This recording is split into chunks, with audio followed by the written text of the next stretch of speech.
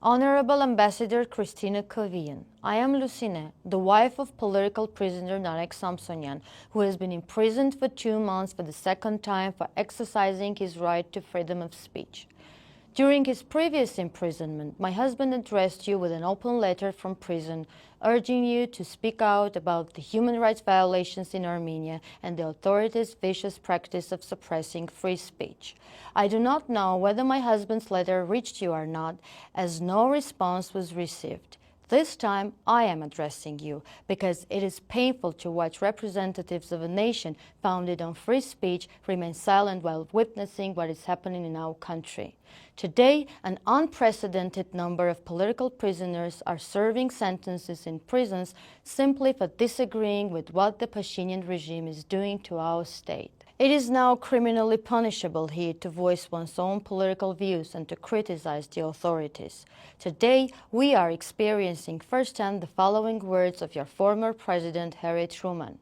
Once the government is committed to the principle of silencing the voice of opposition, it has only one way to go, and that is down the path of increasingly repressive measures, until it becomes a source of terror to all its citizens and creates a country where everyone lives in fear. Today, an atmosphere of fear is being created in Armenia by the authorities, as those who publicly criticize the current administration end up in prisons on various fabricated criminal charges. My husband is in prison today for the word buttocks. This is stated in the criminal case. After the third president of Armenia, Sargsyan, was hosted on their Imnemnimi podcast, members of the ruling Civil Contract Party targeted my husband and the podcast co-host Vazgen Sagatelian via Facebook posts, insulting comments addressed to them using the filthiest vocabulary. The Speaker of the National Assembly, Narek Samsonyan, was not an exception. He called my husband and Vazgen sons of bitches. In response to this, during the next episode of the podcast, my husband and Vazgen responded to the insults directed at them. My husband used the word buttocks, for which Narek Samsonyan appealed to law enforcement. Days later, masked National Security Services Alpha Squad entered our home, searched it in front of me and our 2 young children, and despite involuntarily complying with law enforcement and offering no resistance, they twisted his arms and took my husband away. You can watch the footage online. Armenian law enforcement considered the word buttocks to be hooliganism, yet saw no evidence of crime in Narek Samsonyan's phrase sons of bitches or the insults made by CP members. What is this if not the terror mentioned by Harry Truman? Moreover, if last time the authorities limited themselves to only arresting my husband and Vazgen, this time the entire staff of Antifake.am was targeted.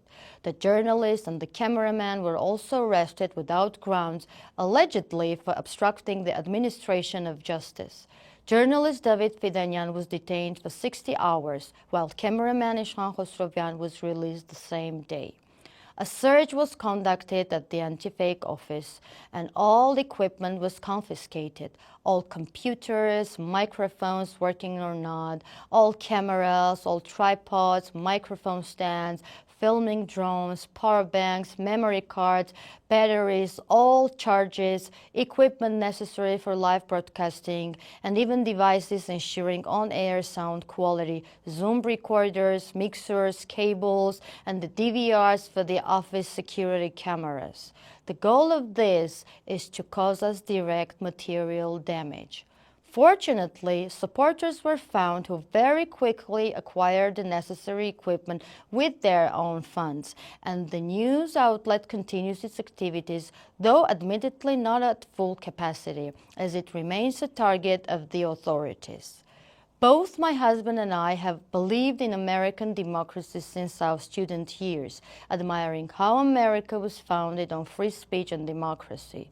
We admired your political culture and consider that your political culture, where the system dictates to the politician, not the politician to the system, could play a vital role in the development of nations. I also want to quote the words of President George Washington and Theodore Roosevelt. If freedom of speech is taken away, then dumb and silent we may be led like sheep to the slaughter, said George Washington.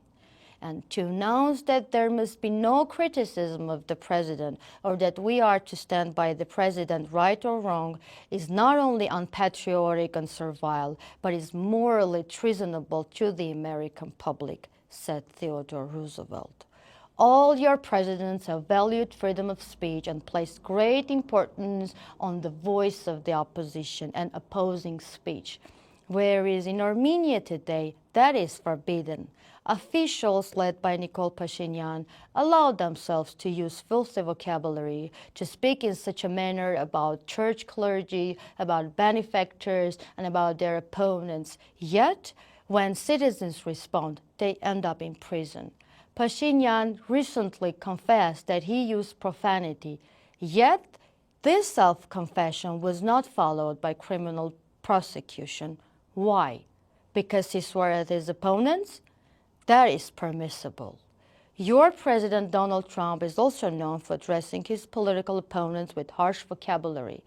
But I cannot recall a case where a criminal case was initiated against him or his speech was qualified as hooliganism.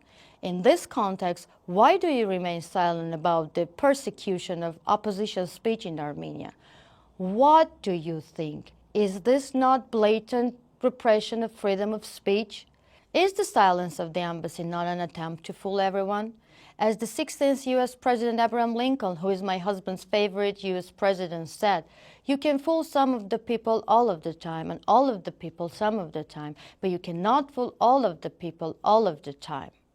I await your response with great anticipation. If that response cannot be public, I expect a meeting with you in an off-the-record format to present the case to you in more detail and to receive the answers I expect from you. After all, the Armenian public is also witnessing the silence from you and your European counterparts. Narek Samsonyan is a political prisoner, imprisoned once again for his speech, and one who still romantically believes in true Western values.